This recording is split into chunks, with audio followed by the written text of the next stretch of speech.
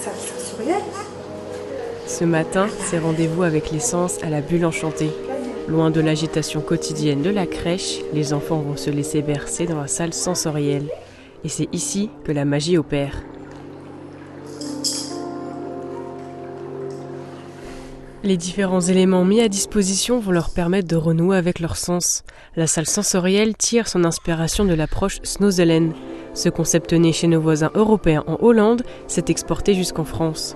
Mais la petite enfance n'a pas été la première cible pour cette salle.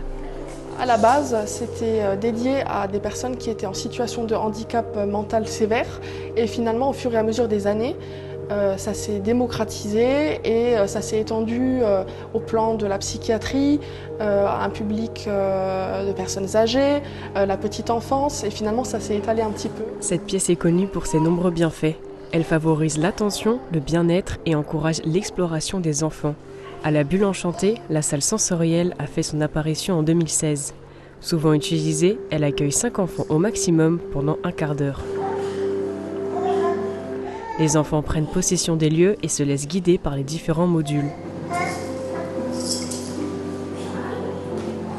Durant les séances, un encadrant accompagne les enfants mais reste toujours en retrait. On ne va pas être ici dans une position où on va se fixer des objectifs comme on pourrait le faire en section lors d'un atelier dirigé, si je puis dire. Ici, on est vraiment dans un moment hors du temps où l'enfant est libre de découvrir. Dans la salle sensorielle, différents éléments sont à disposition pour éveiller les 5 sens. Une colonne de lumière est au centre de la pièce, qui a un certain succès auprès des enfants. Il y a également la fibre optique au sol, mais aussi des lumières projetées au plafond et sur les meubles. Le but n'est pas de surexploiter les sens, ils ne sont pas nécessairement utilisés en même temps. La démarche est de s'adapter à son rythme et au rythme des enfants. Ce matin-là, 2 groupes d'enfants sont venus dans la salle sensorielle. Le premier groupe, âgé de 8 à 12 mois, a été plus attiré par la colonne à bulles, alors que les enfants de plus de 18 mois se sont plus tournés vers les jouets en bois et les jeux au mur.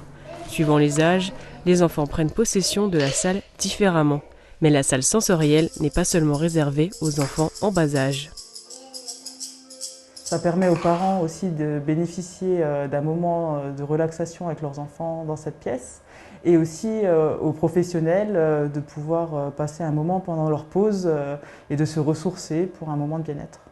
Les premiers bénéficiaires restent les enfants. Une fois ressortis, ils sont calmes et apaisés.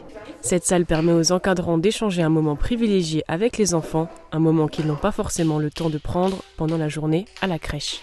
Allez, on dit au revoir à la salle sensorielle et on va s'asseoir pour mettre les chaussons. Au revoir à la salle sensorielle. Allez, on met les chaussons.